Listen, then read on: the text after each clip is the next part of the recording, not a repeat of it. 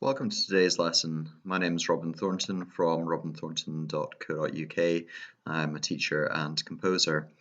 A pupil of mine, a vocal student, was asking about the difference between major and minor, and particularly between what's called the relative minor. So that's what today's lesson is going to be looking at, is what is meant by that term relative minor. So I'm going to start off with this scale here. There's a few assumptions that we're working on that you know how to read, and that you will recognize this as being C major. Drop me a comment if you're having any difficulties with this, and I will respond to that with a lesson on how to put together major scales and minor scales and that sort of idea. But we can see here that I'm going from C up to C, and that is a C major scale. Now, one thing that I could do is I could take the same scale and I could make C major into C minor in a way that I'll show you in a moment. If we go from C to D, the first two notes of the C major scale, then that is incorporating two keys on the piano, C to C sharp, so that would be one key, and C sharp to D, that makes it two keys, and therefore that is a tone. If I go from D to E, again it's a tone. That's two keys on the piano. D to D sharp makes it one key. D sharp to E makes it two keys. So from C to D, that's a tone, and from D to E, that's another tone. So there's two tones in the first gaps there.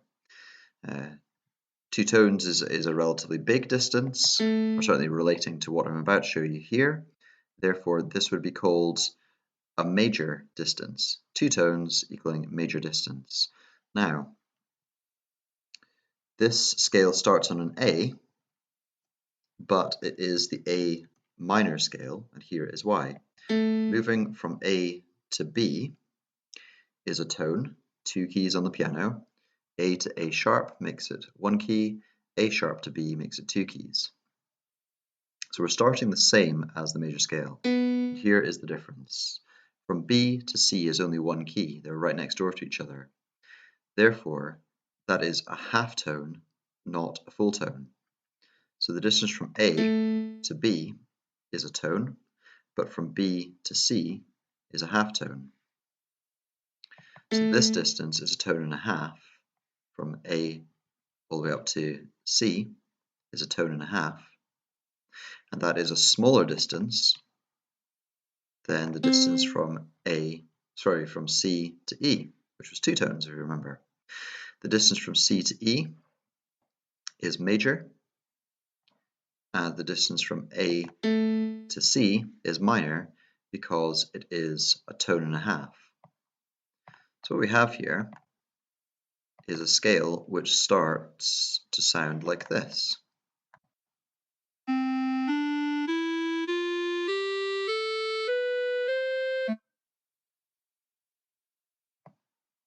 have a slightly strange sound setting if you're wondering why a piano sounds like a kind of synthetic clarinet, but anyway, that's for something else that I'm doing. So let's say I take this scale here, which looks like a C major scale, and I begin with a tone, C to D, that's a tone, but then from D to E, I want to do something with that. With the E,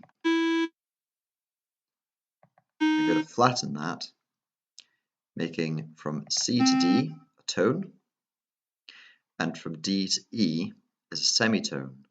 So this gives us a scale, because it starts on C, it's called a C scale, and because it has a minor distance at the beginning, or a smaller distance of a tone and a half, it is C minor. So what we can see here is that C minor has an E flat in it,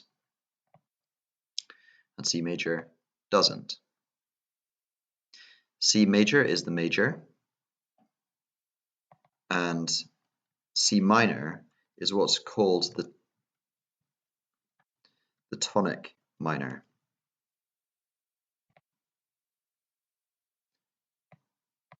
So because I've got the tone and a half distance at the beginning, it's called a minor. And we can see across here that from A to C is that tone and a half difference. So it's called A minor. So this looks like this is an A minor scale. What you may notice is that if I copy the C major, let's copy it down here. And then if I copy it again, so I'm going to take the name C major off the top here. I'm going to copy it again.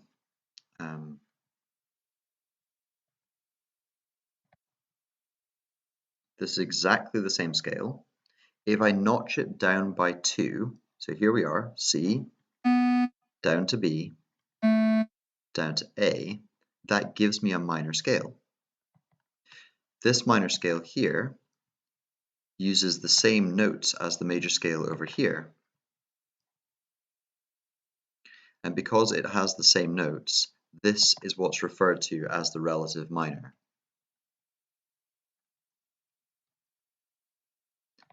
It's called a relative minor because it has the same notes.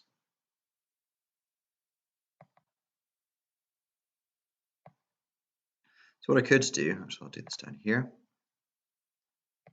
is I could begin to harmonize this scale.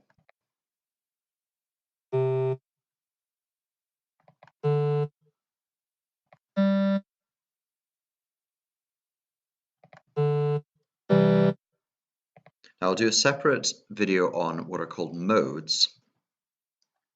And the biggest problem that people have with modes is they know what they are and they know how to change them, but they don't change the harmony.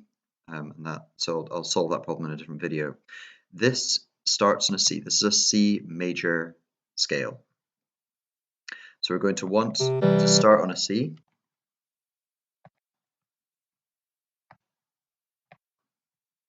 And we're going to want to end on a C as well, so that the tonal center is correct. And what I'll do is I'll put a G in here. And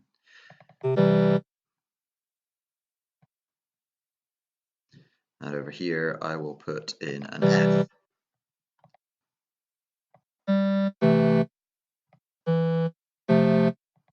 If you're wondering what I'm doing with the F chord here, with this inversion, and the G chord here, in this inversion, I have another video on that, so have a look at that and see what I'm doing with those inversions.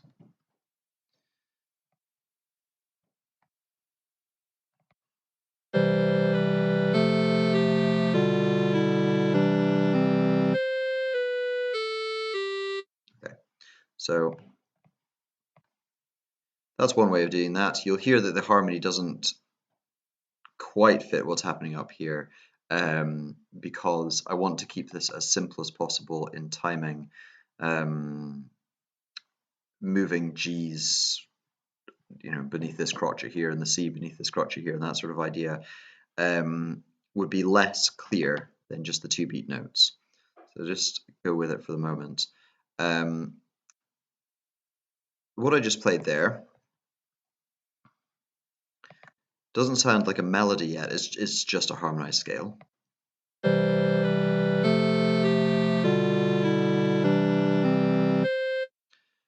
So what we can do is just make it into a little bit more of a melody. So we're going to take exactly the same note. Let's dot that as well. And then I'll just copy the same harmony from underneath.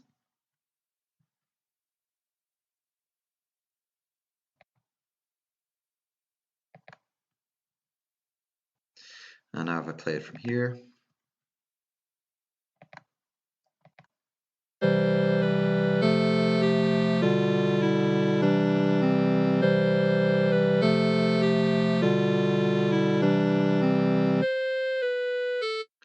so what we could do, if we're being, if we're going back to the Thomas Tallis problem that I spoke earlier on about how do we fill in empty bars, let's say I wanted to make a piece of music which is this long. I've got 6 empty bars. Well, one way of doing it would be to, say, copy these bars across here. So I start from over here. So this is a straight copy, not the most inventive way of composing, but our way of composing.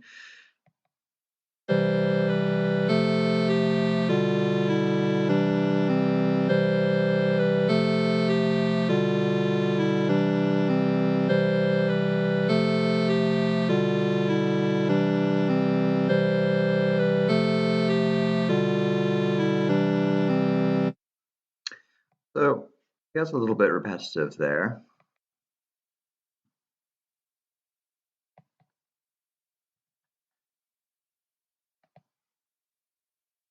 Let's take the whole composition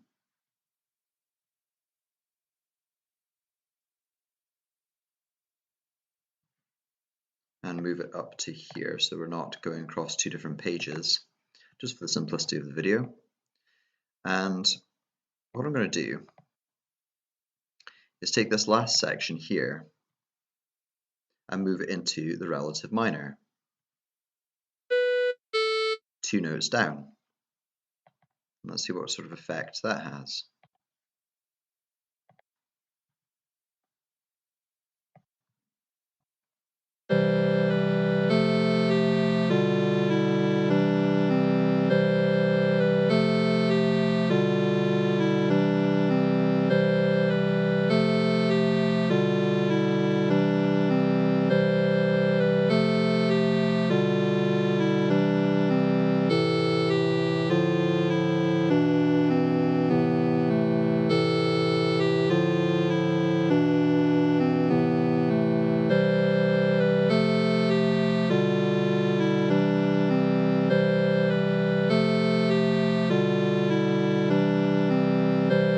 And then it begins to repeat again.